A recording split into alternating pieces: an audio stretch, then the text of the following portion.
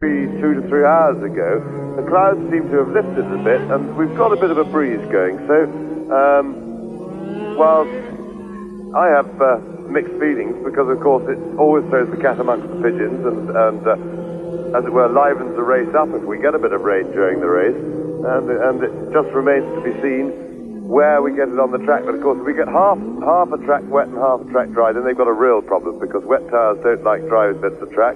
And if it's really streaming wet, dry tyres are no good for that. So there's a problem. Anyway, they're assembled on the grid, waiting for the last cars to stop before the red light. 42 laps to go, 16 cars to refuel, because they were all going to refuel those 16 if it's dry, and it is dry at the moment.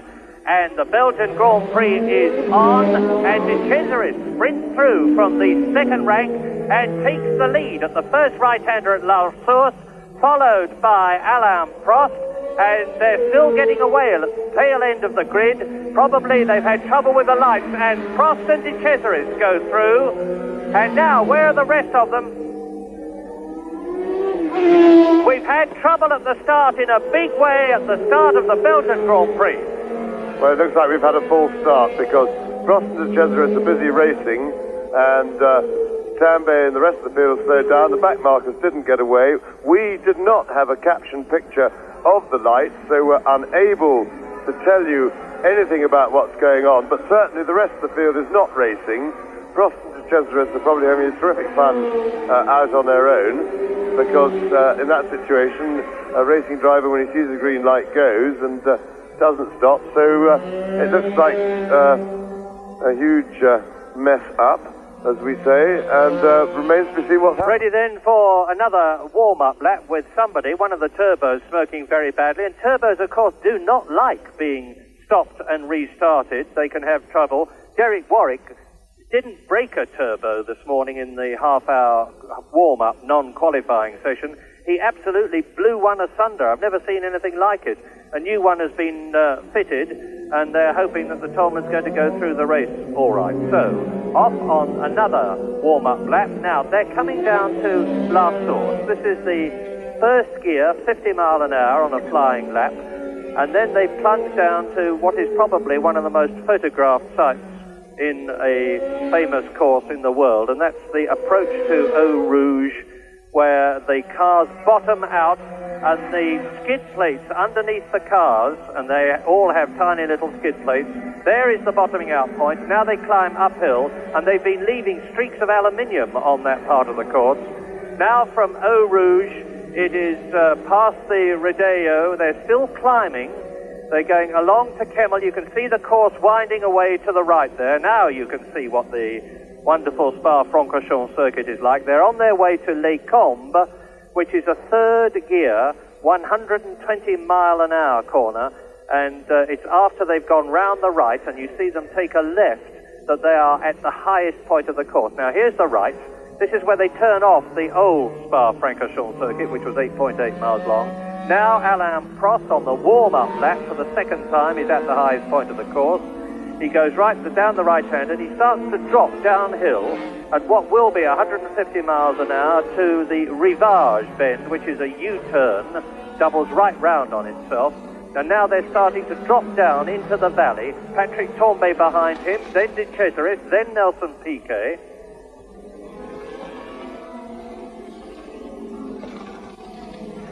So let's go through the grid again. It hasn't changed, of course. You're seeing them on the second warm-up lap with Alain Prost, the fastest man in practice, the pole position holder, leading away in his Renault. There's Patrick Tambay, who's second fastest on the grid. Andrew De Cesaris there, third fastest. Nelson Piquet there, fourth fastest. Then René Arnoux, fifth fastest. Riccardo Patrese, sixth fastest. Manfred Winkelhock in the ATS, higher than he's ever been before, seventh fastest. Eddie Cheever, eighth in the second Renault. Petty Rosberg, the fastest, and that is Sura in the Arrows. Now he will, as James said, have to start from the pit lane, because there's no way, even if he was allowed to, that he would be able to do a lap and catch up with them. And so the 10th position place on the grid, which should be held by Marc Sura, will be vacant. Jacques Lafitte, 11th on the grid. Mauro Baldi, 12th. And then in terms of the British drivers, Nigel Mansell is 19th, John Watson is 20th, and Derek Warwick 22nd. And now they are on their way up, having gone past the lowest part of the course at Blanchimont on what is normally a 170-mile-an-hour section, absolutely flat out, curving left through the forest up to the new chicane, which is a second, third, and changing up into fourth as they exit complex of bends. There's the signboard, 100 metres to the chicane, and here it is. You see the left, the right, and a tiny little short straight where they get up to 120 miles an hour, blast out of the right-hander, and now the lead cars are on the curving left-hander, which is the grid, and we can only keep our fingers crossed and hope that we don't get a repetition of what happened in the first start. The tail-enders coming up to complete the grid with the Renault, which was to have started on the right, and to the pleasure of Jean Sage, the Renault team manager, was switched to the left. As you look at it, the right as Prost sits on the grid at the last moment. That means to say he's got the best line for the first corner, the hairpin right-hander at La Source, and away they go for the second time, and De Cesaris has done it again. Incredible. De Cesaris streaks through, and he leads at La Source. Prost is second, Torbay is third, and Arnoux and Patrese lock wheels, but get away, and it looks to me, thank heavens, as though we've got a clean start, and they streak now down to Eau Rouge, and it's still Andrea De Cesaris, who the best he has done so far in Grand Prix racing was pole position at Long Beach last year, and the Alpha has been really flying here. They've got new turbochargers which have had a very beneficial effect on performance, and now they're up to Les Combes. Andrea De Cesaris, lap 1, leads in the Alpha. Prost is second, Torbay is third, Arnoux in the second Ferrari is in fourth position. Now, down past the Malmedy turn, on to Rivage. Well, fantastic start by De Cesaris. He really threaded the camel through the eye of the needle there at the start, because Prost and Torbay were closing that gap, and he still managed to squeeze through. He was moving beautifully off the line. The Alfa engine must have a very good pickup to do that. And in the meantime, Patrese and Arnoux, who both are known not to be frightened of a bit of bumping, were bumping and things, but they got away with it. They appeared to be, if not bumping hard, they were leaning on each other. But now the field is all in line of turn. We've spread out to settle down, and they're going sweeping away around this really very picturesque circuit. Into and out of Blanchimont on lap 1 in this, now we are told, 41 lap race, and we're checking on that. It's been reduced by a lap from 42 to 41, and coming up towards the chicane. De Cesaris pulling away from Alain Prost. De Cesaris in the Alfa Romeo. What a lovely shot, looking down through the forest as he comes up to the chicane, and it is De Cesaris the leader. Prost is second. Torbay is third, Arnoux is fourth. Now into the sweeping left-hander, past over the grid and down to La Source on lap 2. It is the 23-year-old Italian Andrea De Cesaris. Prost and Arnoux has closed right up to Patrick Torbay in fourth position.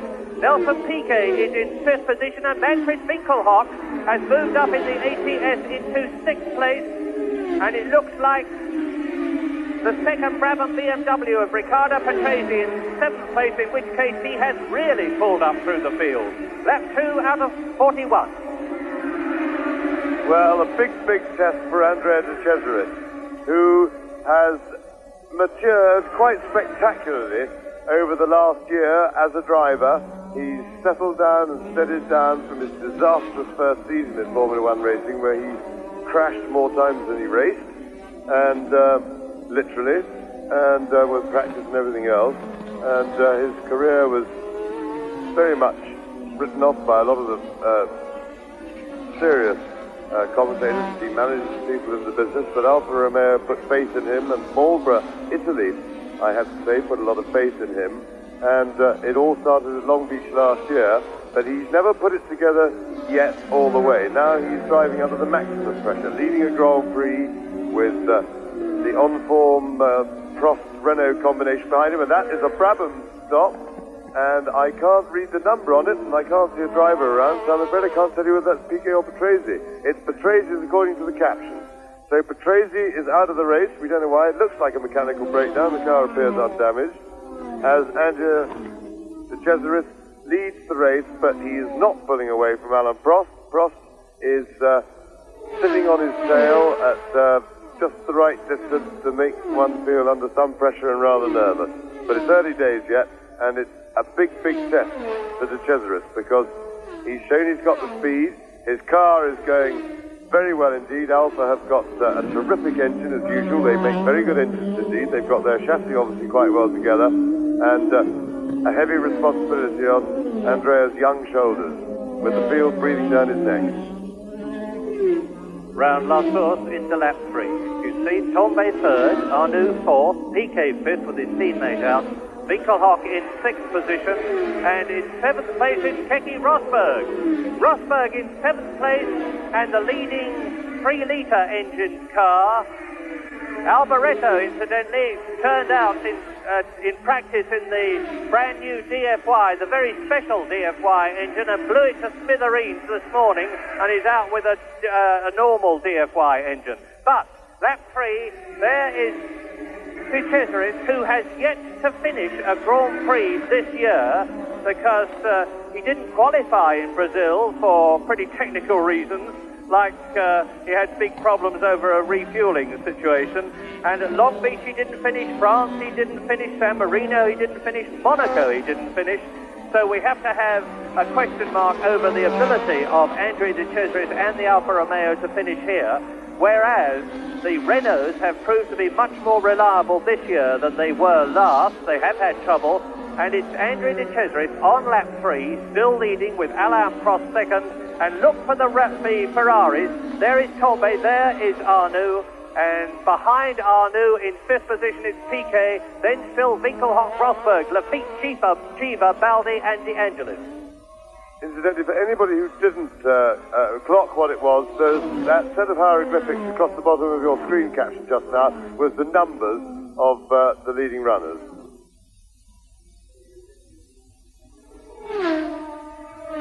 There is de Cesaris now, coming up to the end of lap 3, into the chicane.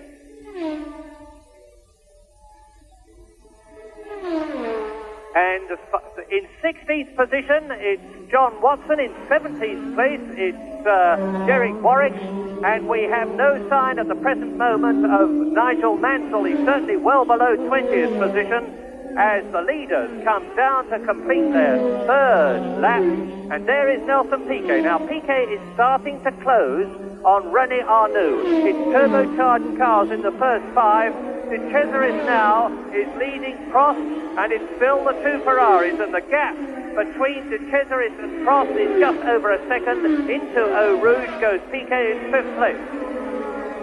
Yes, the interesting thing is Keke Rosberg's form in 7th place, because he is really keeping up pretty much in line astern with those leading turbos, and not very far behind him is his teammate Jacques Lafitte in the other Williams. So they are matching the turbos for pace at the moment, but nice little bit of puff of a smoke there from de Cesaris' car, but that's normal on the gear shift, just blowing a bit of oil out of his system as the engine relights.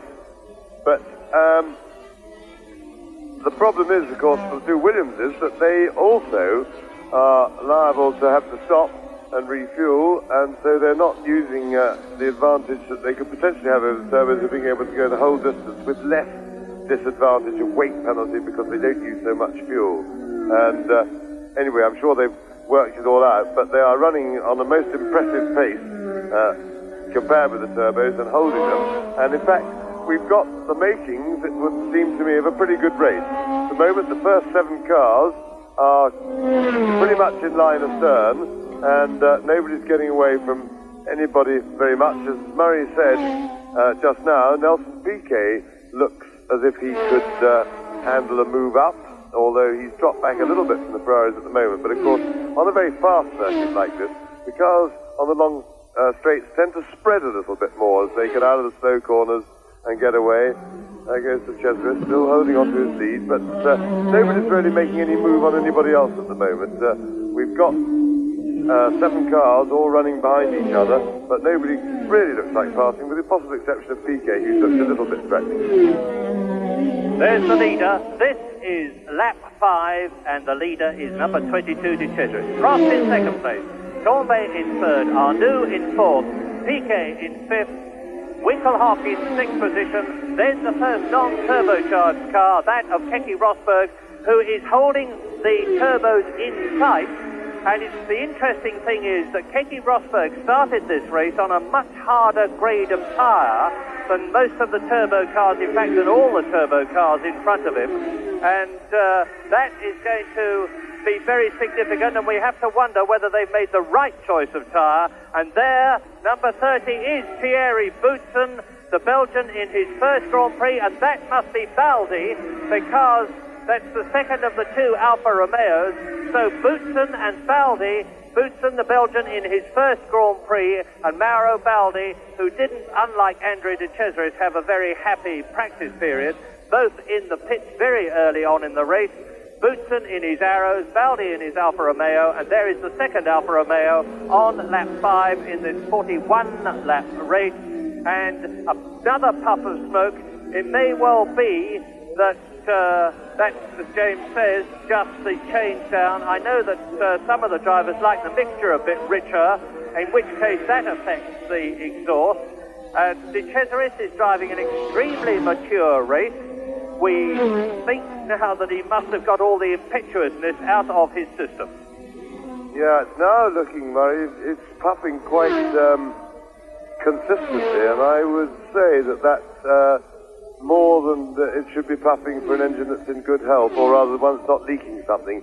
You see another puff there as he rounded that corner, and a very marked puff with every shift. Seems to be more than in the opening lap. So I wonder if Cesaris hasn't at least got a small oil leak onto a hot part of the engine, or at worst, of course, he could be something internal with the engine. He had a little bit of a look round then, looked over his shoulder actually in the middle of the hairpin. That was a strange manoeuvre, but he's got it well under control, and he's actually stretched his lead a little bit there. But the Ferraris are now, I think, a little bit of a mistake somewhere from Prost has put the 2 Ferraris right up behind him, and Arnoux is beginning to get close enough to his teammate Torbay to have a look, and he's right up behind him now.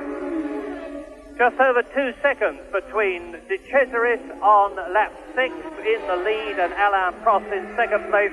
And look how the 2 Ferraris of third place man Patrick Torbay and fourth place man René Arnoux, both Frenchmen, are starting to close up on the other Frenchman in front of them, Alain Prost, as again there's a puff of smoke from De Cesaris' car. Piquet in 5th position is being caught by Winkelhock, who is in 6th place.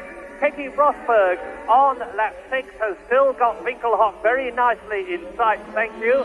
In 8th position is Keke Rosberg's teammate Jacques Lafitte in the second of the Williams.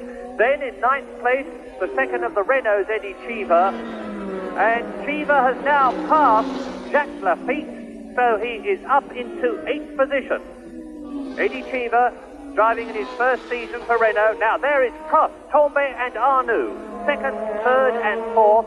And you'll see the red and white Alfa Romeo of Andrea De Cesaris. So it's an Italian leading, Frenchman 2nd, 3rd and 4th. The Brazilian Nelson Piquet in 5th position. And in 6th place, the German Manfred Winkelhock, followed by the Finnish driver Keke Rosberg.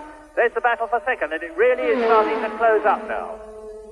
They're coming up to the chicane. This is 170 miles an hour. Mauro Baldi went off there in practicing and was incredibly lucky only to break a wheel and not hurt himself.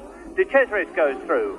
Prost, Torbay, Arnoux, Renault, Ferrari in the background. Piquet, who's keeping the battle for third, and there is René Arnoux trying to take his teammate Patrick Torbay in 3rd position, and we've lost it, we've missed it, and he hasn't succeeded. Into La Source, the 50-mile-an-hour right-hander.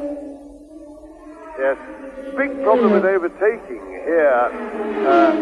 at Spa is that the track, even on the so-called straight, winds so much that when a driver does get alongside, the driver does, or half alongside, the man in front is entitled to take his line through these sweeping curves, and so he's forever carving up the guy behind, and you never really get a proper shot at it, and it does make it very difficult indeed.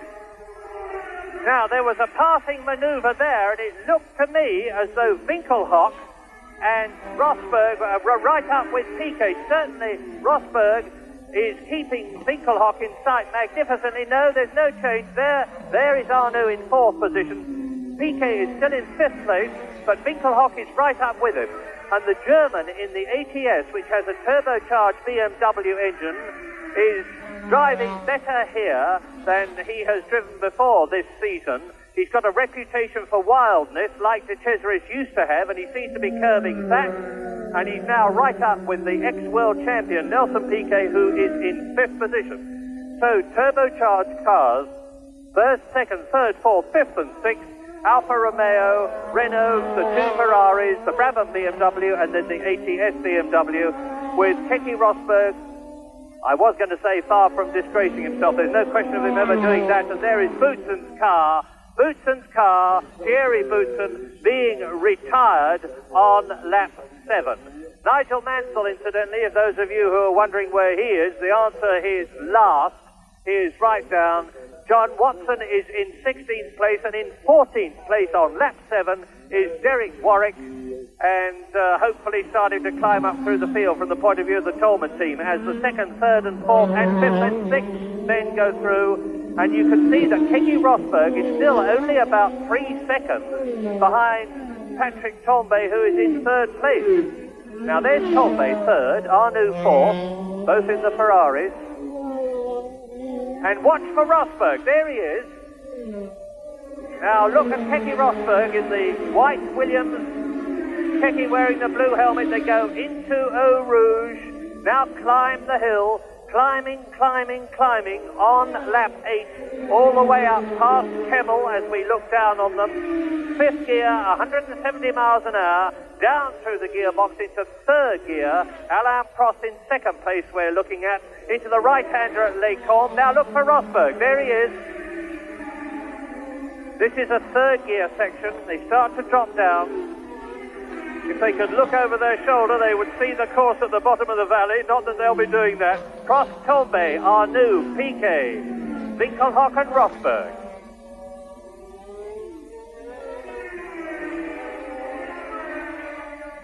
It's a good 150 miles an hour here. Course flattens out. On their way down to Blanchimont. Yes, Niki Lauda in the leading McLaren is running in a fairly solid but not very inspiring 12th place at the moment. He's stuck behind Guerrero, but as they disappeared away from our commentary position onto the long straight, he looked as if he was just about in position to have a little go at Guerrero. So he'll be pleased to move up, because I think, again, they felt better in race trim than they did on qualifying tires. Lauda was hoping to move up through the field. The Ferraris are spread just a little bit there. Tambay is desperately trying to get on terms to have a crack at Prost, and Rosberg is getting quite close behind, but off the straight he's behind Manfred Winkelhock. But of course it's the age-old problem for the non-turbocharged car. When they get to the straight, away go the turbos, and Rosberg, with that queue of turbos in front of him, has got a real problem.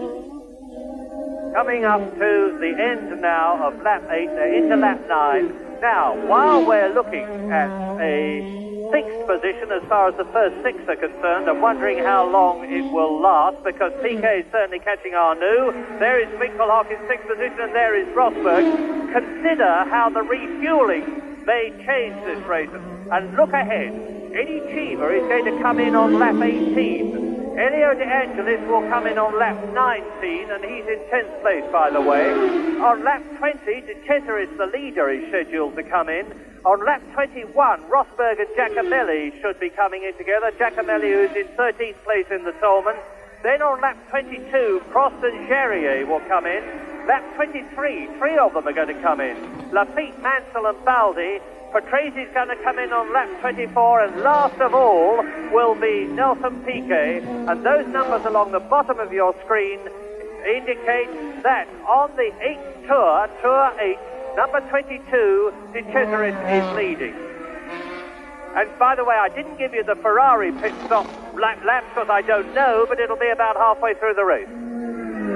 Well, Andrea De Cesaris is stamping his mark. You just saw him just there. He goes, going across your screen at the top. He's now got a lead of over 3 seconds, and it's really very pleasing to see he's beginning to put some sort of authority on the race. Big question mark for De Cesaris. He is yet unproven in his ability to keep it up, although he, in fairness, has certainly in the last 12 months shown that he is capable of doing it. So it's a very big moment indeed for De Cesaris, because although obviously his car's got to get him there, he's obviously in very good form, everything's working well, and he will be under considerable pressure, because he also has to fight the I told you so's. If he does make any mistakes himself, there will be plenty of people to jump on top of him with that type of attitude, and that does increase the pressure. It's not easy for a young driver trying to make his first breakthrough. The confidence tends to come as a result of that. At the moment, he's still climbing the mountain. I am looking hard as Prost goes past us. The gap, incidentally, between De Cesaris, the leader, and Prost in second place on this, the 10th lap out of 41, is just over 5 seconds. And it looks to me as though René Arnoux, that we're looking at now, and who is in 4th place, is dropping back a bit from his teammate, Tombay, and that Piquet is starting to close a bit. It's very little in it, and it could be just the rhythm of the race. But let's watch. There is Arnoux. He's out of Les Combes, now down to the Rivage. And there is John Watson. That's John Watson and Raul Boesel. It's Raul Boesel, the Brazilian driver, who is stopping. And they've obviously made contact. Watson and Boesel, that will affect John Watson very badly. Of course, he was down in 16th place, but he might have been making a charge later on. Looks like Charrier's helmet to me, Murray. I'm sure it's Charrier, but that in some ways would be Charrier was behind Watson, and it would have to be very much in keeping with Charrier's recent form. He has acquired for himself this season, which is odd for a supposedly mature and established driver such as he's meant to be, a reputation for being very wild and uncooperative and almost sort of bad-tempered in the car.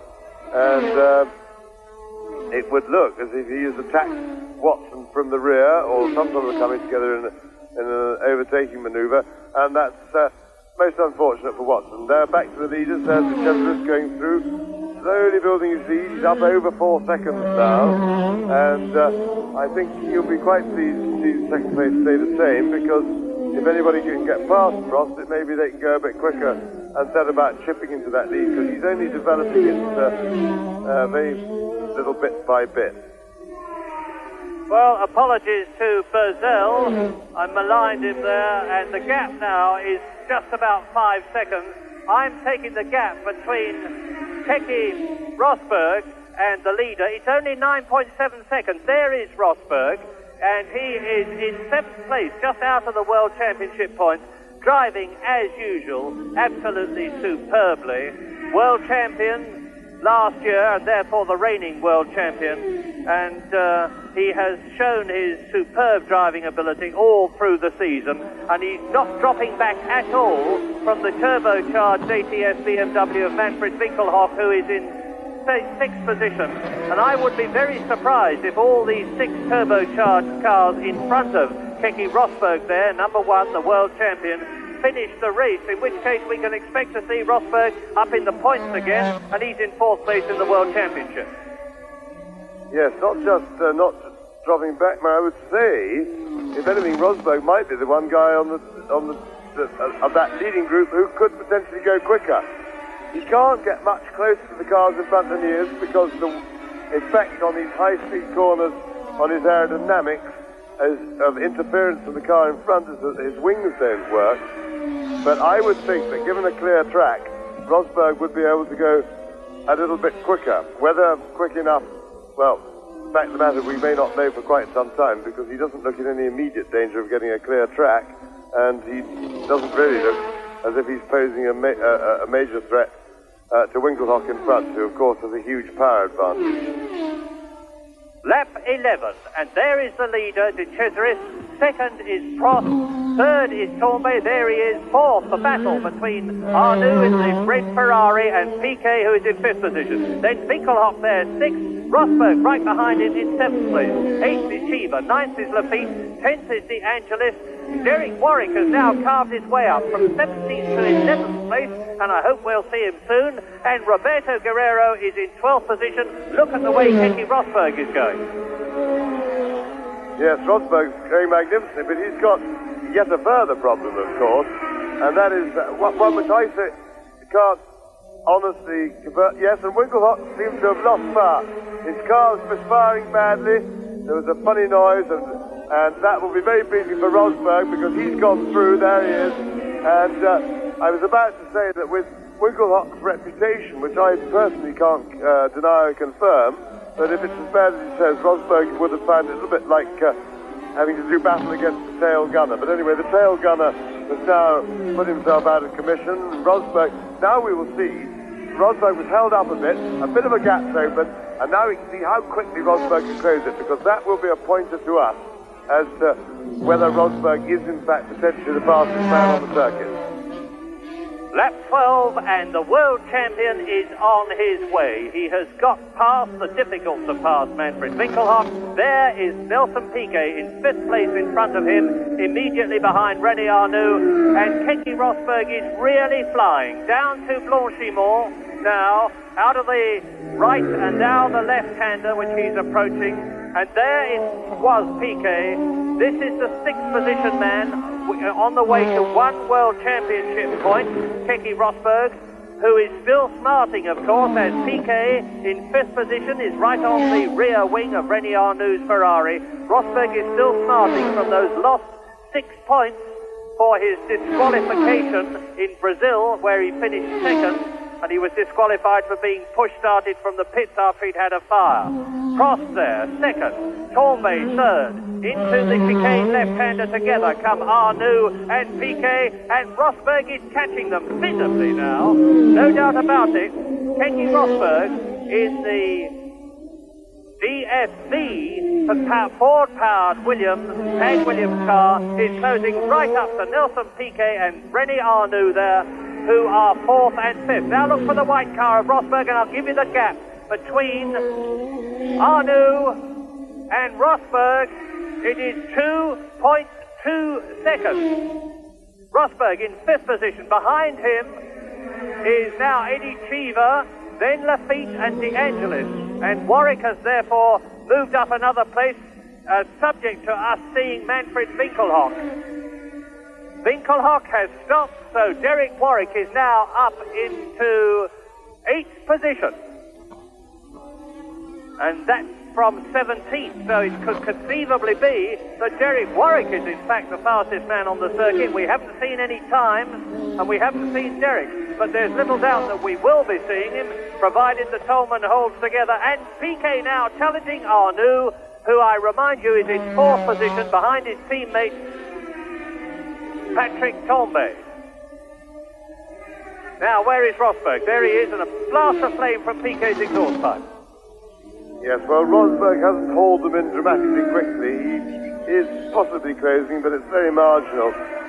And that really means that combined with his efforts, the difficulty in passing, it's going to be a hard slog for Rosberg. But he's certainly right there.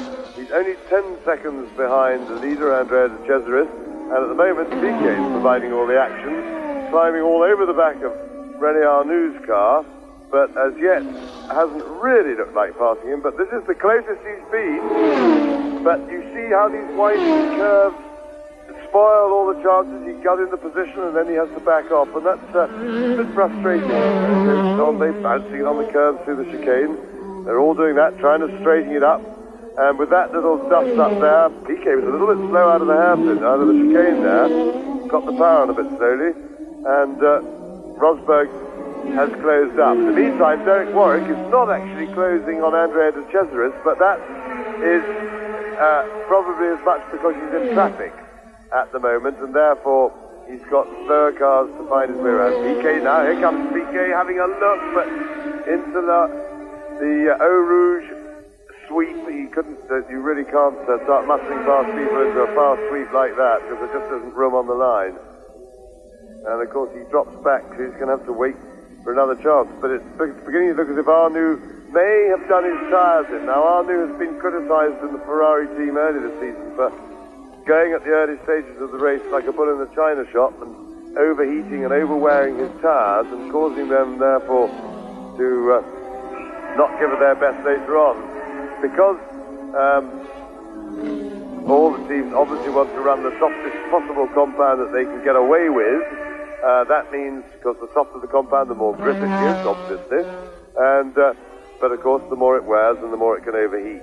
And so what it means is that the driver is entrusted, the tyre is more susceptible to overheating and things when it's newest, because it has more rubber on in which to build up heat, and of course more movement in the tread, and that means that if you don't drive it carefully and you should not slide the car about too much. Arnoux's been accused by his team of sliding about too much, and he certainly seems to be slowing down a bit now. Tombe's getting away in front, and PK is getting very excited behind him. Whoops, and you see how the car went all skittish when he got that wheel up on the curb. They're a bit slippery, those curbs, and they're quite high, but he's undaunted, and of course Rosberg is right there now, ready to field up any errors, but of course powerless in two senses to do anything.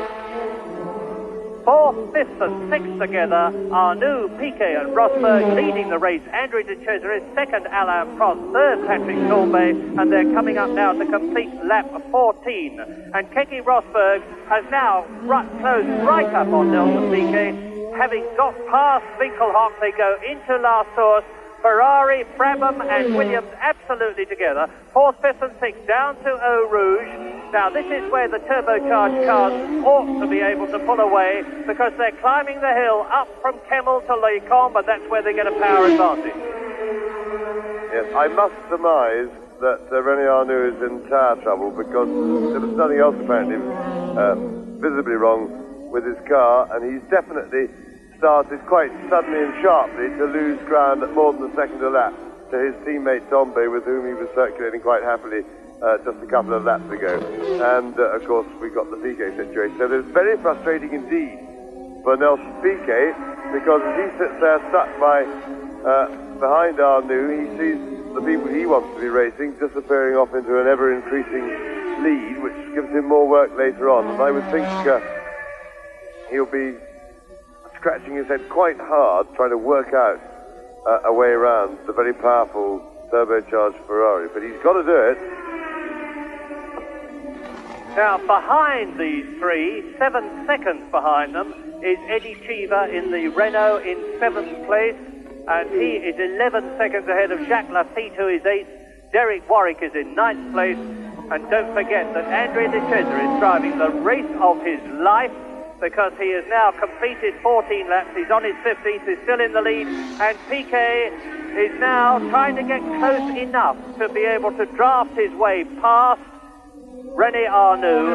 And if Arnoux, and we're guessing, is indeed in tyre trouble, if his tyres are starting to go off, Piquet will be picking his moment. They are on different makes of tyre.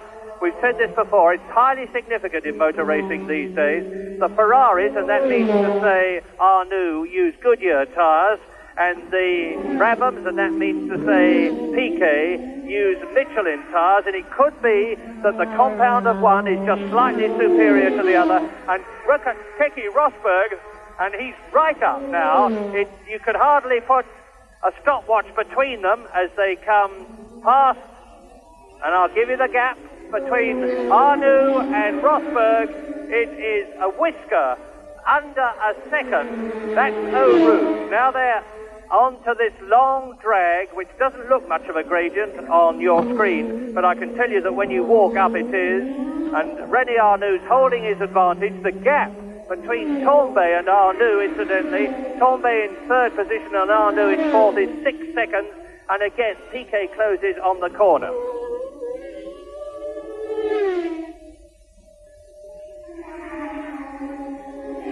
René Arnoux. Yes, Arnoux, after being a little bit wild, or apparently wild the first couple of laps, I think has clocked that he's got to keep it smooth, even if he's in tire trouble, and is now playing it, appears to me to be playing it quite cannily, keeping it on line, blocking a bit, and Piquet, very frustrating for Piquet. This is the most terrible moment for a driver. The guy in front is in trouble. He has no obligation to move over and make space for you. The onus is on you to find a way around, and this track, with it as the old overrun flame out of Piquet's turbocharger, that extra fuel that gets pumped in on the throttle overrun, gets just ignited. Quite safe, quite normal. It's not anything wrong with the car, but Arnoux seems to be playing it quite candidly. But if he's stuck behind somebody and your rivals being gradually handed a bigger and bigger lead on a plate when you know you should be out there doing something about it, really is a very disheartening and difficult thing, and I suppose the only thing that relieves it slightly is the fact that that's motor racing, and one has occasions when the boot's on the other foot and you're a person defending a place that you don't really hold on merit, but you were there to start off with. And it's Andrea de Cesaris going strong, is leading by 4.3 seconds now, and it's a pity, as far as Andrea de Cesaris is concerned, that there's this tremendous scrap for 4th, 5th and 6th places, because we're not seeing anything of him, and he's driving a magnificent race. And now is Piquet going to do it? Piquet changes place with René Arnoux, and we have a new 4th place man on lap 17. And now we're going to be able to see how much, if at all, René Arnoux was holding up Nelson Piquet. Yes, look at Piquet pulling away, and look at Keke Rosberg now doing to Arnoux what Piquet did, because Rosberg, in the leading 3-litre normally aspirated car, still in 6th position, has got a new 5th place man ahead of him, and Nelson Piquet is on his way. Now, I was about to say that it's extremely critical to Nelson Piquet that he move up through the field, because he's leading the World Championship with 21 points, and he is now in 4th position, and Rosberg is trying to take Arnoux, and in the 2nd place in the World Championship is Alain Prost with 19 points. Yes, I'm afraid we've got an unfortunate problem with the director here, who obviously hasn't seen a motor race before, because Rosberg was having a dive up the inside of René Arnoux then. He failed to achieve it. We didn't see how he failed, but he was certainly having a go. And have a go is what he's got to do, because it's going to be quite a shut the eyes and pray maneuver to get past that Ferrari. But it'll be of major concern to Rosberg. And you can see the trouble that Arnoux did, because Piquet, who was running with him, is now streaking away. And Arnoux is capable of holding up Rosberg for quite a long time, unless he can find some pretty solid answer pretty quickly. Yeah, and Eddie Cheever is now starting to catch Rosberg. It looks as though René Arnoux, in going slower and making it very difficult, first of all for Piquet to get past him, and now for Rosberg, is allowing Cheever, and there is Cheever, who is in 7th place, to catch them. So Piquet goes round La Source in 4th position. Arnoux 5th, Rosberg 6th, and now look for the yellow Renault. There it is, of Eddie Cheever. He is now in 7th position, and he's catching the Williams in front of him, which is dropping back a bit from René Arnoux in 5th place. Nelson Piquet pulling away, and on lap 18, it is Andrea de Cesaris in the lead. It is Alain Prost in 2nd place. It is Patrick Tambay in the Ferrari 3rd. In 4th position now, it's Nelson Piquet. 5th is René Arnoux. 6th is Keke Rosberg. 7th there is Cheever. 8th is Jacques Lafitte in the 2nd Williams. And in 9th position, Derek Warwick, who's still going well in the turbocharged Toleman. 10th place in the 2nd Toleman is Bruno Giacomelli. So it's good news for the Toleman concern at the present moment. And we are on lap 18. It's a 41-lap race. Arnoux and Rosberg, 5th and 6th. Piquet, you can see Piquet, there's the stab of flame as he goes onto the overrun with his turbocharged BMW engine. And René Arnoux, who must have expected when he left the Renault team with such bad feelings the end of last year because of falling out with his then teammate Alain Prost, to do much better when he went to Ferrari, hasn't done much better because totally unexpectedly Patrick Tambay, his teammate, had overshadowed him. Patrick Tambay, who is now in third position on lap 18, and he's in third position in the World Championship. Now, Arnoux goes through, and look how Cheever is catching Rosberg. And is he going through? No, he won't, because Rosberg moves across, and Cheever is still in 7th place. Yes, but that's a situation that can't last. It's very unfortunate for poor Keke because he's held up from the front, and Cheever, meanwhile, has got bags of lovely Renault power, so while Keke can't go forward, as it were, which on his own, without Arnoux holding him up, he would be able to, he's a sitting duck for Eddie Cheever to pass him. Now, if the information I was given is correct, something very significant is about to happen, because Eddie Cheever is due to come in on the 18th lap, which he's just completed, and to be the first car to refuel. And we're probably going to see a complete change of order. In fact, we will see a complete change of order. And this race is going to be very difficult to follow as all the lead cars, one by one, come into refuel and take on about another 25 gallons of petrol, take on new tyres, new wheels, and they will therefore, of course, go much quicker when they come out of the pits on fresh rubber. And I say, I would expect Eddie Cheever to be coming in at the end of this lap, so maybe that's why the director's keeping a good weather eye on him. He should know that Cheever's going to be the first to come in. And there is Elio De Angelis. He's been in. Now, that was very much earlier than we were expecting, because De Angelis, lap 19, he's absolutely on target.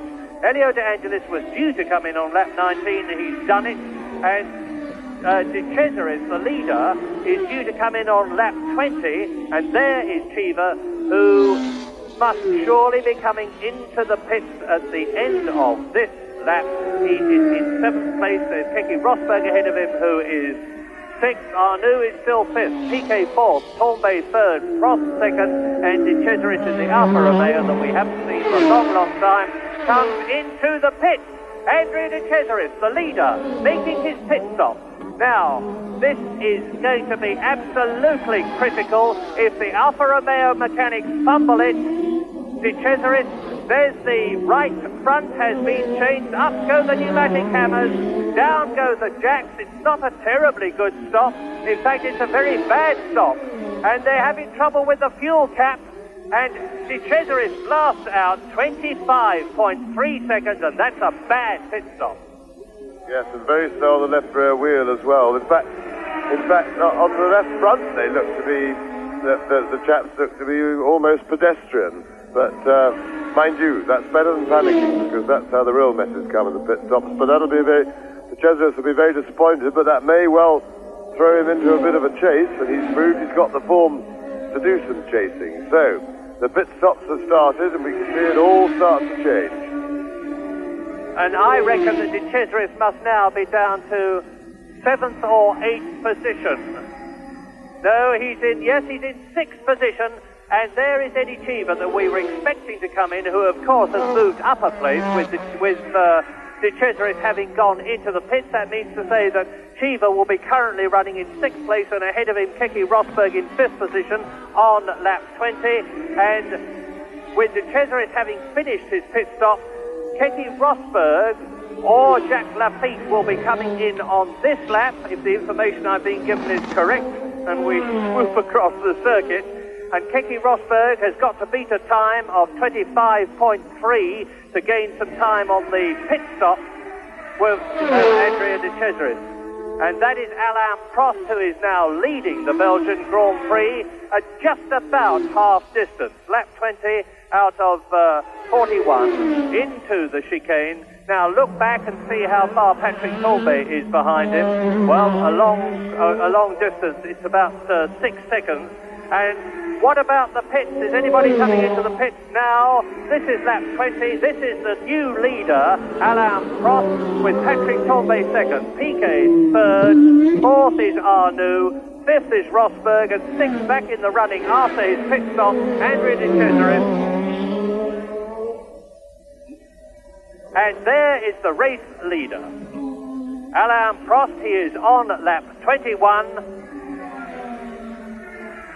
And he is some 4 seconds ahead of, no more than that now, it's about 6 seconds ahead of Patrick Tambay in the Ferrari, who is in second place, and he's not in sight as the leader goes round. We're hearing a lot of commotion here. I suspect that there's a pit stop going on that we can't see and that we are not being shown, because there is now an enormous gap between Alain Prost, the race leader, who is in second position. Arnoux has gone through, and Chiva has passed Keke Rosberg, and there is the first Tolman into the pits, and that will be Bruno Giacomelli. Bruno Giacomelli into the pits. We only get a quick look at him, and that is Manfred Winkelhock out of the race. He had trouble. He came into the pits, and it looks as though he's either overcooked his tyres or made a mistake. But anyway, he is off and out of the race on lap 21. He joins Riccardo Patrese, who is retired. He joins Boutsen, and now let's look at this. This is a replay of Winkelhock going off. Yes, look at his wheel. Right off comes Winkelhock's wheel, and the car, of course, spins completely out of control as the wheel goes on by itself, and he slams through the catch fencing and into the Armco. Manfred Winkelhock out of the race, and he was sixth. Yes, no mistake there from Winkelhock. You saw how the car suddenly, even in slow motion, it whipped round as the wheel went adrift, and it's a strange thing when a car does that to you. You're never quite sure if you made a mistake or not. So Winkelhock there, he's looking pretty confused. He realizes obviously that he didn't think he did anything wrong, but the car swaps ends so quickly you don't know. So he's holding a post-mortem, probably asking him if anything flew off it, and of course the eyewitnesses will undoubtedly be able to tell him there's a wheel missing a long way away, so he will know. Anyway, back to Alain Prost, who's now leading by some 12 seconds from Patrick Tambay, as far as the information that we have at the moment. No, Piquet is up into second place, and we must have missed, or we have not been shown. There is Tambay in the pits, and I can tell you that with Patrick Tambay into the pits, with Alain Prost not having made his stop, and due to do so at the end of the 22nd lap as Tambay leads, there is the race leader, but we have a new second place man, Nelson Piquet, who is not due to come into the pits until the 26th lap and the last of the refuelers that we know about. But at the present moment, on lap 22, Alain Prost leads in the Renault. Piquet has moved up to second place thanks to Patrick Tambay stopping to take on fuel. Andrea de Cesaris is now in third position, having made his pit stop. René Arnoux is in fourth place. In fifth place is Eddie Cheever, and in sixth place is Jacques Lafitte, because we're almost certain that Rosberg has been into the pits. I'm sorry if we sound vague, but we haven't seen a pit stop on our monitor, and we can't see the pits from here, so your guess is as good as ours. But anyway, it is Piquet leading, it is Prost leading, it is Piquet second, it is now De Cesaris is up into third position, and in fourth place is Tambay, in fifth place is Arnoux, and in sixth place is Cheever. Confusing, isn't it? Race leader. Well, this we do know. And this we also know, that Alain Prost has got to come into the pits to refuel soon. Yes. Mighty confusing, and of course we won't get a real picture until such time as everybody's completed their stop and they've all gone out and settled down again. But the exciting thing is in this situation that we had a very close bunch up front to start with of all these pit callers, and that of course means that the pit stops are going to be absolutely critical. 4 seconds wasted in the pits, or 4 seconds gained in the pits, it can make pretty big swings, and we've already seen that De Cesaris had a very slow stop, but he's well up there because Prost and Piquet are in front of him and are yet to stop. So they've got a fair bit of time to lose, and that could put De Cesaris, he's 28 seconds behind Alain Prost at the moment, and that's about what a good pit stop takes with decelerating and accelerating times, possibly a little bit less than that. So they expect, if we get a good stop from Prost, I expect to see him and De Cesaris very close together on the road. Goes Prost on his way, and we're expecting him to stop at his...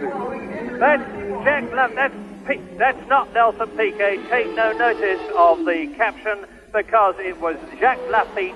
And now, as we look at the leader on lap 23, it is Alain Prost here in the Renault, in charge of the Belgian Grand Prix, but still to make his pit stop. Second is Piquet, who has not pit stopped. Third is De Cesaris, who has pit stopped. Fourth is Tombe, who has pit stopped. Fifth is René Arnoux, who, as far as we know, has not. Sixth is Eddie Cheever, who has not. Seventh is Jacques Lafitte, who has. And now, as I talk to you, Jacques Lafitte has been displaced by a flying Derek Warwick, who is in 7th position in the British Tolman, but has yet, we believe, to make his pit stop. And into the pit comes, now let's have a close look at this, it's Prost. Alain Prost, the race leader, is into the pits. He stopped, and the digital readout starts, and I have started my stopwatch. How does his pit stop compare with Andre De Cesaris's, which was a very bad one, you will recall, when he was in the lead, 25.3 seconds, and the hammers go up and out goes Prost, 14.4 seconds. Yes, excellent pit stop there by the Renault team, and you notice that they got the fuel in something like 8 or 9 seconds, and tire change was the hold-up. And there is Patrick Tombe, who, well, we haven't got a place now with Prost. We're not quite sure where Prost has rejoined, but Tombe is certainly right up there, but we're as confused as you are for just a moment. But we're beginning to get the picture, and we'll let you know as soon as we can. And yes, it is Nelson Piquet leading it. Out goes Arnoux.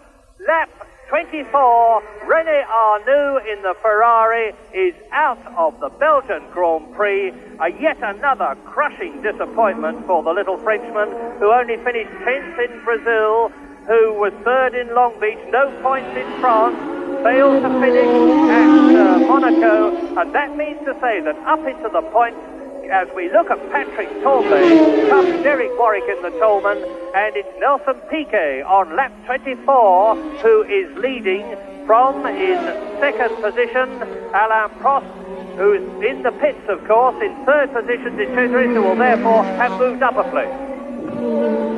Yes, but the point is that Prost has got out of the pits ahead of De Cesaris, as far as I can see, and that is interesting because he's picked up on the road what De Cesaris lost in the pits with his slow stop. So De Cesaris has got a battle.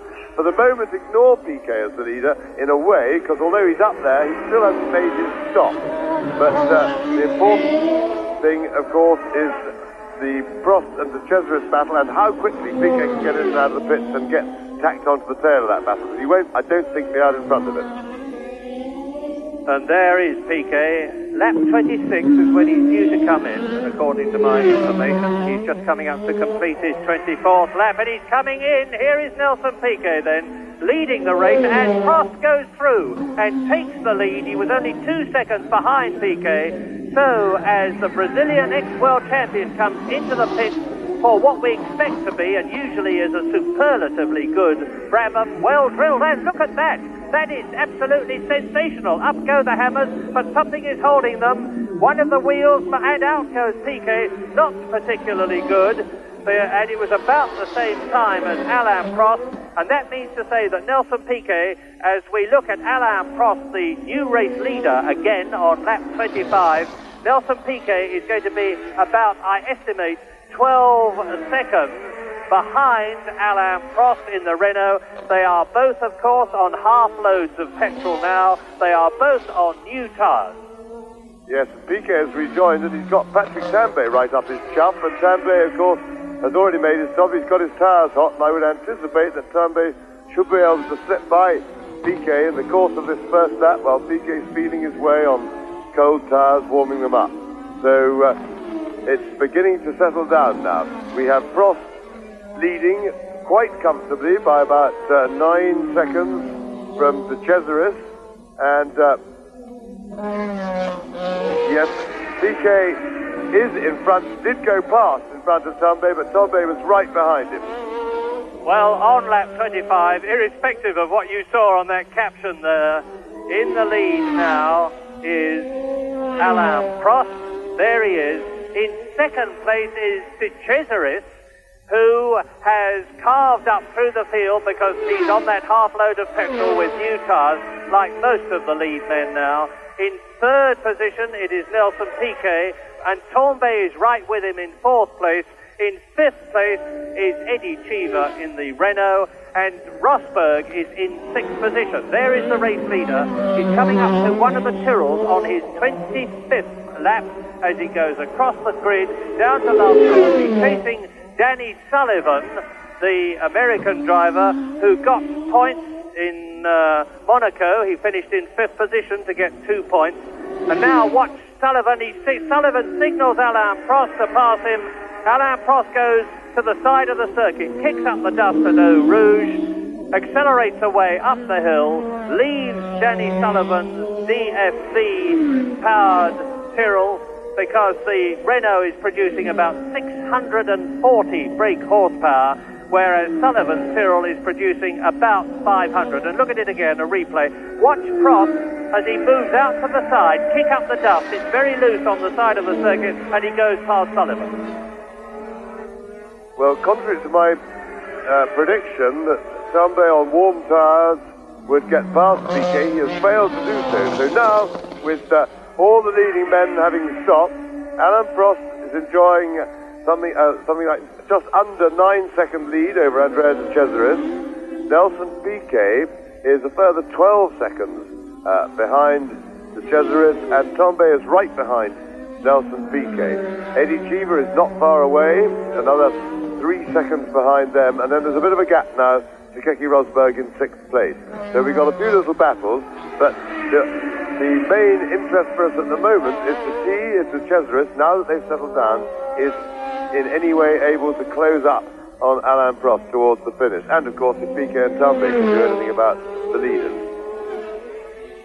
Prost there, second in the World Championship with 19 points. The World Championship leader, Nelson Piquet, has 21 points, and he's currently in third position. And where we've lost for the moment De Cesaris, we've lost Andrea De Cesaris, who was in second position, some 8 or 9 seconds behind Alain Prost. There is Sullivan coming up to the chicane. By the way, his teammate Michele Alboreto is only down in 11th place. And on lap 26, as we wait to see who comes through in second position, we're at the chicane. We've seen Alain Prost, the race leader, through. Is it going to be De Cesaris? No, it's Piquet. De Cesaris is certainly missing. So Piquet on lap 26 is second. Tambay there, just behind him, is third. And there behind Tambay in fourth position is Eddie Cheever. So the two Renaults are in first and fourth position, as Piquet in second place and Tambay in third in the Ferrari come down to La Source on the 27th lap out of 41. Still a long way to go, but we now know that the cars that matter up at the front have completed their pit stops. By the way, Derek Warwick has been in and made a pit stop, and that, of course, has dropped him down the field. He is, Derek Warwick, currently in 9th position. He was 10th, and now he's come up a place. And here is Patrick Tambay chasing Nelson Piquet on lap 27. He's in third place. Look for Cheever. There he was. And when we pull back a bit, look for Nelson Piquet in the there he is in the turbocharged Brabham. So Turbo Renault leads, Turbo Brabham second, Turbo Ferrari, there it is in third place. Frenchman leads, Brazilian second. The Frenchman Patrick Tambay there is third position. In fourth place, American Eddie Cheever in fifth position. And going well is Keke Rosberg, and that means to say, that will be De Cesaris' car. There is De Cesaris's stricken Euro Alpha out for whatever reason. I don't know what it is. The car looks perfectly all right. Obviously something must have broken. They had some electrical trouble in practice. Maybe it's a repetition of that. And after 26 laps, they're on the 27th. There is the order and the gap. Prost, Piquet, Tombay, Cheever, Rosberg, Lafitte, and the two Williams are in the top six. Yes, there's a great shame for Andrea De Cesaris. Obviously, it would appear to be some sort of mechanical failure. The car looks quite healthy externally, so he hasn't attacked anything with it, which will be of some importance to him. But of great disappointment, of course, Will, that he had a chance of catching that gap to Alan Prost and putting on a really heroic drive, and it would have been nice for him to do so. Now, in the meantime, Niki Lauda has moved up into 7th place, and he's right behind Jacques Lafitte and has been attacking him for some time now. They're a bit out of touch with Rosberg, but Lauda fights to get into the bottom of the points situation, and that he'd very much like to do because he's got a reasonable collection already, but it certainly needs bolstering up a bit. Rosberg, in the meantime, now has lost touch a bit with the turbos. He's 13 seconds behind Eddie Cheever in 4th place, and so we must keep an eye on that to see if Rosberg is making any impression. But once again, the Williams reliability is showing. Rosberg and Lafitte in 5th and 6th positions, and the top two 3-litre cars, as we look at the charming Frenchman Patrick Tombay chasing Nelson Piquet. They are on lap 28. There are 13 laps to go at the end of this one, in this reduced by 1 lap race, 41 instead of 42 laps. Each of those laps over 4.3 miles, and that of course explains why the leader has only lapped up to the 13th man, because the course is roughly at least 25% longer than most of them these days. The 13th man being Mark Schurer, and out of the Belgian Grand Prix have gone Riccardo Patrese very early on in the race, lap 2, Thierry Boutsen, Mauro Baldi, Jean-Pierre Jarier, Winkelhock, René Arnoux, and De Cesaris. And of course John Watson, who went out as a result of that coming together that he had with Jean-Pierre Jarier. Piquet there through. There is Patrick Tombay, and mercifully the rain which we were dreading and half expecting has held off. There's no sign of it. I look up into the sky as I talk to you. It's pretty heavily overcast, but the light is bright, the course is dry. There is the 3rd place man, Patrick Tombay, and Eddie Cheever is about 2 or 3 seconds. Look for the Renault. Well, we followed Patrick Tombay, so you just missed Eddie Cheever, but he is about 5 seconds behind Patrick Tombay. There is the Frenchman, down to Eau Rouge, where the cars, some of them, bottom on the little skid seal, toughened seal parts of the car that are there just for that purpose. And Patrick Tombay now on up Kemmel, underneath what will be a footbridge next year, because they've only just got this revised and shortened Spa-Francorchamps circuit finished in time for the race, and there are all sorts of details that have yet to be completed. Lap 29. We are looking at the man who is in 3rd position in the World Championship, carrying that very famous number 27, which James had at one time, which Alan Jones won 11 races with, and which then the great Gilles Villeneuve had, and now, to the delight of the Italian Ferrari aficionados, is carried by Patrick Tombay, who won with it at Imola this year and at Germany last year. So Tombay on his way, and the race is, for the time being, pretty static, but the moment you say that these days, something dramatic seems to happen. Tombay 3rd, ahead of him Piquet, ahead of Piquet is Prost. All those 3 have made their pit stops. Eddie Cheever must have been in, unseen by us. And in 4th position then Cheever, followed by the 5th and 6th completing the World Championship points position, Keke Rosberg and his teammate Jacques Lafitte. They're coming up to the chicane. That will be Michele Alboreto from the look of him in the Tyrrell. There's Piquet. There's Tombe. It looks to me as though Tombe's actually closing up a bit on Nelson Piquet. We'll see what the gap is when they go up to La Source or past us. We're just out. There is Piquet, and the gap between Piquet and Tombe is 1.94 seconds, and Tombe is most certainly closing up on the second place man, the Brazilian ex-world champion, down to the Eau Rouge again. It's a V6 turbocharged car, the Ferrari.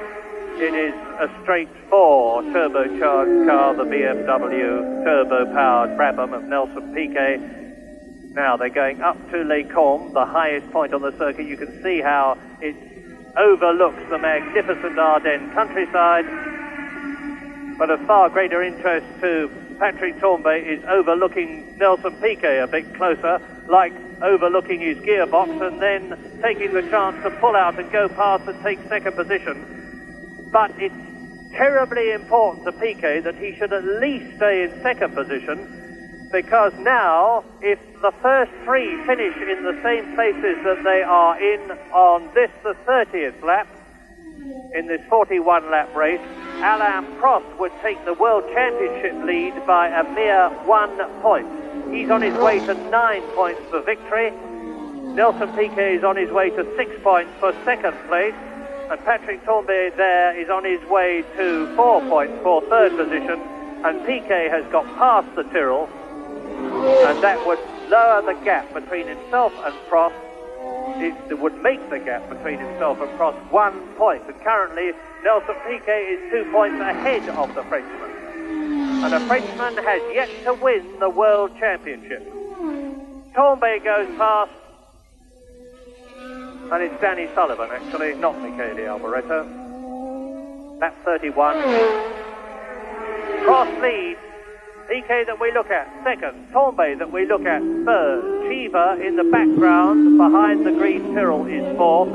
Keke Rosberg and Jacques Lafitte fifth and sixth. Niki Lauda, who had a pretty dreadful practice on the first day, the Friday, is in seventh position. And here is Patrick Tombe on a replay, surging past Danny Sullivan, who is in 14th place. That's the man who finished fifth at Monaco.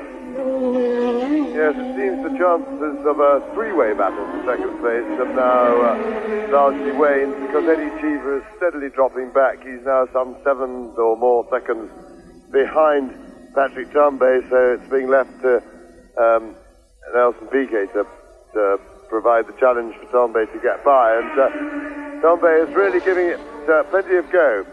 Meanwhile, as Murray said, we've never had a world champion from France yet, but Alain Prost does not look as if he's going to take forever to put that right, even if it's not this year. He's been threatening now for 3 seasons, showing great talent, and right from his start in Formula One, he always drove with great maturity, and he looks mighty dominant out there in front. He's now got a comfortable lead, 26, 27 seconds, which he's just nursing. He won't be pushing forward to try and extend that. He'll just be trying to get the car home comfortably, get himself home comfortably in one piece. Usual business for a comfortable leader, and he is well equipped and well experienced to do that. So I would have to say that it's really only likely that something could go wrong with his car to take him out. Now, here is a sensational development. And this really is something. We have had unofficial news that the Brabham team and Nelson Piquet is in second position are likely to be protesting the Renault cars. The reason for that is that Renault have revised the bodywork at the back of the car, allegedly to prevent the exhaust pipes from overheating the rear tires. But I understand that the Brabham team thinks that this affects the aerodynamics against the rules of the Renault cars. And if that is true, and I emphasize that that is totally unofficial, but if that is true, and we have it from a most authoritative source, there will be another one of these dreadful Formula One World Championship Grand Prix wrangles and it could mean that if Alain Prost wins the race, he might lose that place, in which case he would lose his 9 points, in which case Nelson Piquet would be promoted to first position and would get the 9 points that Prost thought he had won. But all this is nevertheless hypothesis, albeit, I believe, very well informed and knowledgeable hypothesis. But there's Piquet second at the moment, Colby in third position, and we now have another joker in the pack in the form of, is there going to be a protest from Brabham about the Renault cars, which we are told is going to happen irrespective of where or whether the Renaults finish, and they are currently in first and fourth places. Alain Prost leading, Cheever in second place. And I remind you that Keke Rosberg and Lafitte are 5th and 6th on lap 32 out of 41. So almost anything could happen, particularly as Patrick Tambay there is certainly not giving up. He has got Nelson Piquet in second place in front of him, and not very far in front of him. And Tambay can see what the challenge is. He knows what he's got to do. The question is, can he do it? There's Piquet. There is Tambay. We haven't seen Prost for a long time, but he is now about 27 seconds ahead of Nelson Piquet as the Brazilian. There is Prost. Over the line goes Alain Prost. Now, I've started my stopwatch, and I'll tell you what the gap is between the race leader, Alain Prost, in the Renault on lap 33 out of 41, and Nelson Piquet with Patrick Tambay right behind him as Prost comes up the incline at Kemmel into the right-hander at Les Combes in third gear. And as he goes there, Nelson Piquet goes past 23.7 seconds behind Prost and 3.4 seconds ahead of Patrick Tambay. There's the race leader. And Eddie Cheever is comfortably holding fourth position. He's not challenging Patrick Tambay at all. He's a long way now. He's some 16 seconds ahead of Keke Rosberg, who is fifth. And Keke Rosberg is some 20 seconds ahead of Jacques Lafitte. Rosberg has just passed me as you look at Alain Prost. And Rosberg's Ford V8 Cosworth engine sounds crisp, clean, and very sturdy indeed. So he's on his way. I'm waiting for Jacques Lafitte as Alain Prost goes through the right and the left on his way to Blanchimont, the lowest point of the course. That's the double apex right-hander. Jacques Lafitte is through in sixth position, and Lauda is very close now to Jacques Lafitte. You're not seeing this, I have seen it. Niki Lauda in seventh place is closing up with Jacques Lafitte. And Derek Warwick is still in 10th position. Nigel Mansell is in 15th place. John Watson, of course, is out of the race. And Nigel Mansell, as I tell you, is 15th, is missing. He's failed to pass us when we were expecting him to. And not failing, going well. Alain Prost goes over the grid, round the left-hander before the slowest corner on the course at La Source, first gear, 50 miles an hour. He's closing up on Michele Alboreto in the Tyrrell, who is in 11th position. Watch Alain Prost take Michele Alboreto, who signals to him, pass me on the left. Prost needs no second invitation. Absolutely blasts past with that tremendous horsepower advantage he's got. It is interesting how the class drivers, and Alboreto certainly underlined himself as a class driver, how they always see the leaders coming and let them through. It's quite extraordinary, and yet the non-class drivers seem almost never to see them, or hardly ever.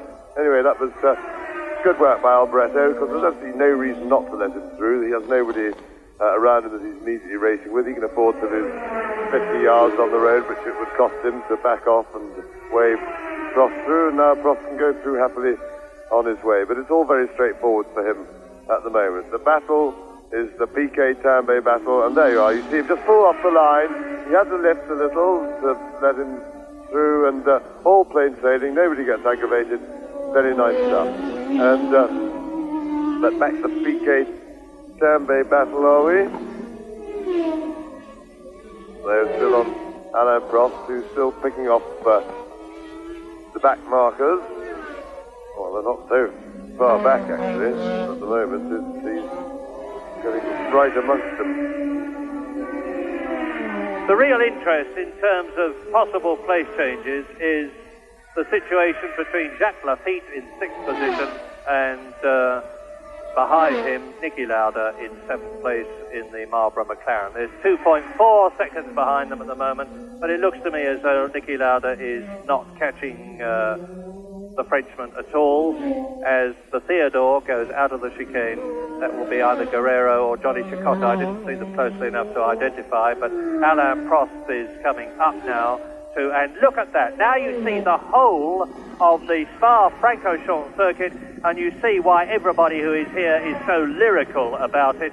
Look at the countryside around it. You can see the gradient. The part of the course to the right is very, very much lower than the part to the left as you look at the picture. And you can see the La Source hairpin, first gear, 50 miles an hour at the bottom of your picture. You can see the climb up through Eau Rouge to Kemmel. You can see the right at Les Combes, or you could, as Nelson Piquet comes down in 2nd position, and I wonder if we're going to see how far behind him now. There is Patrick Tambay in 3rd position, and the gap between Piquet and Tambay, Piquet in the Brabham and Tambay in the Ferrari, is 3.2 seconds. And there, look at Tambay coming up to Les Combes, taking Alboreto, and Tambay now in 2nd position. Patrick Tambay is 2nd, and Piquet has dropped back. So, Prost leading, Piquet down to 3rd position, and there you see the gap between Tambay and Piquet. So Patrick Tambay is very much going extremely well, and Nelson Piquet is clearly in some sort of trouble. It won't be, I can't imagine, driver error. Piquet won't be tired because he's got a lot of experience of the distance that you have to drive over a Grand Prix. So something is amiss with the Brabham BMW, which could mean the tyres, could mean the engine, is unlikely to mean anything else.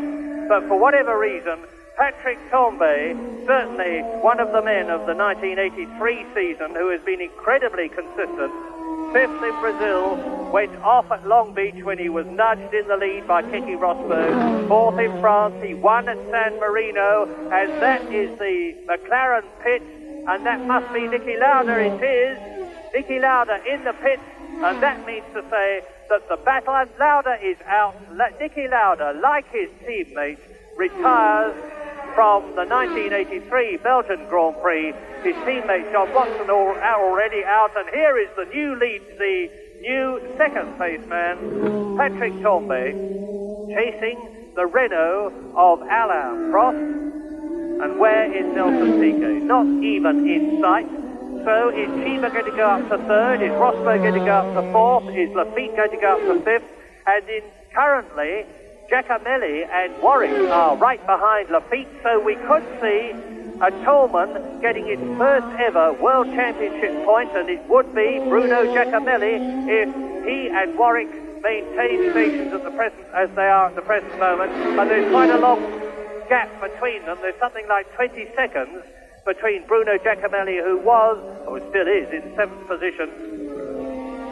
No, he's up into 6th position, or getting very close to it. We're checking now with the situation with Niki Lauda. Well, there we are. There's the confirmation. 15 Prost lead, 27 Tambay 2nd, 5 Piquet in 3rd position, Cheever number 16 in 4th place, 1 Rosberg and 2 Lafitte, and there is Patrick Tambay. He is on his 36th lap in this 41-lap race.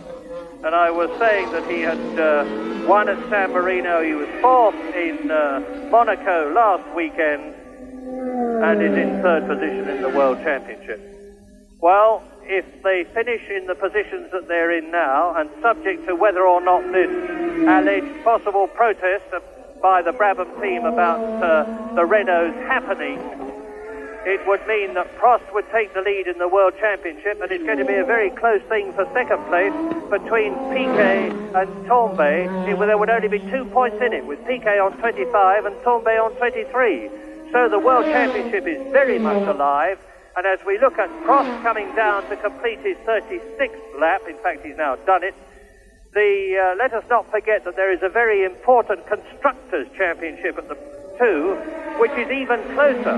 Ferrari leading Renault by 2 points, and now Prost is coming up to challenge Elio De Angelis, who is in 9th position in the turbocharged Renault-powered John Player Special, and Prost is catching him as they come up to Les Combes and going through. The Renault handles very, very much better than the JPM.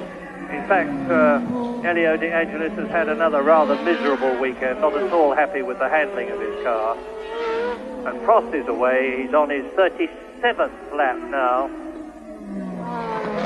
And on that 37th lap, as we look at Alain Prost taking on a replay Elio De Angelis, and on his way to his 7th Grand Prix win in his career. And he only started in Formula One in 1980 when he drove for McLaren, got 5 points in the World Championship in his first year, and then moved on to Renault in 1981. This diminutive Frenchman, who looks as though he really wouldn't have the strength to handle a Grand Prix car, but my goodness he has, and his wiry body has obviously got an enormous amount of stamina, because he's running on without any problem at all. And this year, unlike last year, when the Renaults had a lot of turbocharger problems and blew them, they seem to have overcome them this year, and it looks as though Prost, in a reliable Renault, is really on his way to another Grand Prix win on lap 37 coming down to the chicane. And that would, of course, give Renault the lead in the Constructors' Championship, subject to all the other things I've been hypothesizing about. Well, whatever trouble Piquet's in, it's obviously serious enough, slowing him down enough for Eddie Cheever to now be catching him pretty quickly, so expect Cheever to shortly be challenging for Piquet's 3rd place. So that'll come as some big disappointment for Piquet, but he will then have a reasonable cushion over Keke Rosberg. He's now only 2 seconds in front of Eddie Cheever, but then there's a gap of some 15 seconds to Keke Rosberg. So one must anticipate probably that he's not going to be able to stay ahead of Cheever for the remainder of the race, but he may well be able to fend off Rosberg, just depending on whether his trouble gets any worse or not. Piquet and Cheever down to La Source together at the end of their 37th lap. Piquet in 3rd position, Cheever in 4th. And let's see how the young American, Eddie Cheever, in car number 16, 25 years old from Monte Carlo, in his 45th Grand Prix, deals with the 1981 world champion Nelson Piquet. On the right, the Brabham BMW, and past him. And surely Piquet's in real trouble, goes Eddie Cheever. Well, he maybe have an engine cutout problem through that through left-handers or something. I was thinking maybe he's in brake trouble, because his engine sounded fine past us, and he went through Eau Rouge very quickly. So he's got some other problem. You see, he slowed right down there and just sailed straight past him. But he's not in a braking zone, but there was a slight left-hand kink, so very difficult to tell from our little perches. Well, whatever the reason, there is the situation with Eddie Cheever, who, as I've said before, is on his 4th constructor since he moved to Formula One, with Nelson Piquet closing up now, and Eddie Cheever, who drove for Ostella and then Tyrrell and then Ligier and now Renault. And Nelson Piquet seems to have got a fresh lease of life. He's right up close with the Renault. It looks to me as though it's some sort of a power problem, as James said, because the Brabham, which handles extremely well, has closed right up to the Renault on the tight swerves. And now you can see that on this drag up to the chicane, Eddie Cheever put his foot down and really pulled away from the Brabham BMW of Nelson Piquet, and they're coming up to the chicane at the end of their 38th lap, with Prost still in the lead, with Tournbay second, with now Eddie Cheever there in third position, with now Nelson Piquet in the background in the Brabham. There he is in fourth position. In fifth position it's still Keke Rosberg. In sixth place it's Jacques Lafitte. Seventh and eighth the two Tolmans of Giacomelli and Warwick. Ninth is Elio De Angelis, who has been lapped, of course. 10th is Johnny Picotto in the Theodore. 11th is Mark Fura. 12th is Danny Sullivan. And 13th is Brazil, 14th is Alboreto, and then those are the 14 competitors out of the 26 who started this race who are still in the running, because out of the race have gone Niki Lauda, Nigel Mansell, De Cesaris, Arnoux, Fabi, and Patrese, of course. So Alain Prost, looking steady and smooth as ever. He is on his 39th 4.3 mile lap now, and it looks as though it's going to be another Renault victory, and Renaults have been driven to victory since they came into Grand Prix racing in 1977 with the first turbocharged car in the modern Grand Prix racing. They've been taken to victory by Jean-Pierre Jabouille, who won the French Grand Prix at Dijon, by René Arnoux several times. There you see 2 laps to go. That's the sign there, and Alain Prost will have seen it himself. And of course, Renaults have been driven to victory by the man you're looking at in the background now, Alain Prost. 39 laps completed, down to and round La Source, on his way to Eau Rouge,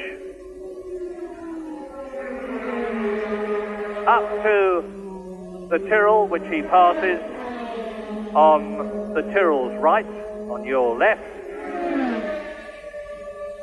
Well, Renault's first and third, but is this protest going to happen? We have every reason to believe it does. If it happens, what will be the result? Because you can bet, particularly if the Renaults have finished first and third, that there will be a bitter, contentious and highly scientific wrangle about whether or not now maybe we'll look at the back of the car between the wheels where you can see the under tray. It's in black there, but you can see the under tray tips up, and Renault said that that was to allow the exhaust pipes to be repositioned and not to overheat the tires, which they said were running some 10 degrees hotter than they should do. But Brabham are saying, it is said, this gives you a boundary layer advantage with the airflow. It's all terribly scientific, and I don't pretend to understand it in detail myself, but I don't believe that Brabham would make a protest unless they thought they got a very good chance of making it stick. But now, on lap 40, the leader, Alain Prost, behind him, and far enough behind him not to be able to challenge him for victory in the Belgian Grand Prix unless something happens to Prost's car, is Patrick Tournbay in the Ferrari on his way to 6 points, question mark 9 points. Third position Cheever, fourth position Piquet, fifth position Rosberg, sixth position Lafitte. Into the chicane comes the race leader for the 40th time in this 41 lap race. He accelerates away up the tiny little straight into the right and the left over the grid. And when you see him come out of La Source and drop down the hill to Eau Rouge and cross the line, which he will do very shortly, he will be on his 41st lap, and he is on that lap. Now, he's won! He's won! The race has been shortened yet another lap for some reason, because we have you saw the numbers on the board there that indicated that there were 2 laps. There has been some kind of a lap counting error, but the winner, as you saw from the checkered flag, unexpectedly going out a lap early for a reason I can't pretend to explain or understand, is Alain Prost, who joyously waves his hand and is repassed by Michele Alboreto, with Patrick Tambay finishing in second position, with Eddie Cheever third, with Nelson Piquet fourth. We're waiting for Keke Rosberg to come through.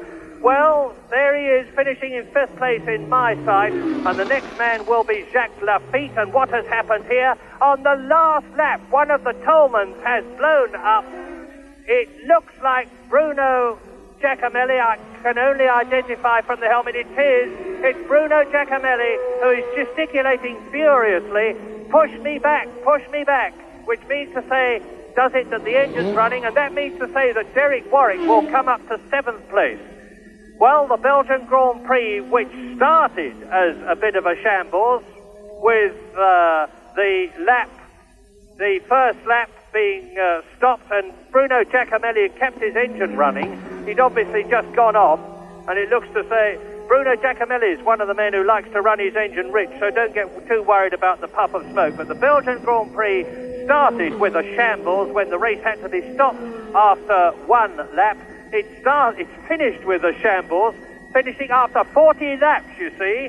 The race was originally meant to be 42 laps. Then it was reduced to 41 laps, and now, for some totally inexplicable reason, has been reduced to 40. But there is the official result. Victory and 9 points for Alain Prost. Second place and 6 points to Patrick Tambay. Third place and 4 points to Eddie Cheever. Fourth place and 3 points to Nelson Piquet. Fifth place and 2 to Rosberg. Sixth and 1 point to Jacques Lafitte.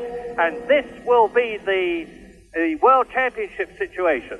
Alain Prost leading Nelson Piquet by 4 points. Piquet 1 point ahead of the third place man Patrick Tambay. Keke Rosberg holding his fourth position in fifth and sixth places, but dropping back John Watson and Niki Lauda. And in the Constructors' Championship, Renault now lead Ferrari by 5 points. Well, moves to America, and the Detroit